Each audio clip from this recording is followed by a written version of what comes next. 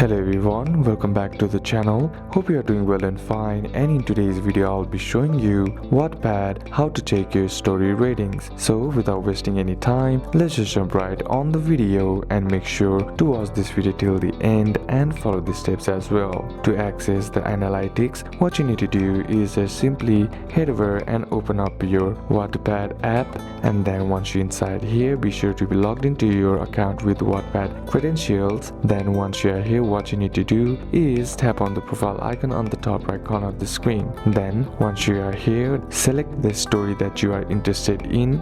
Once you have selected the story, what you need to do is simply look for this bar right here, as this bar shows the stats of the analytics of the selected story. If you're experiencing issues accessing your stats, some users have found that logging in through an incognito window or clearing browser cookies can help resolve the problem. So these are a couple of steps that you can apply, and that's it for today's video guys. Hope this video was useful to you. Leave a like if it did, comment down any questions that you have, and see you soon on the next one.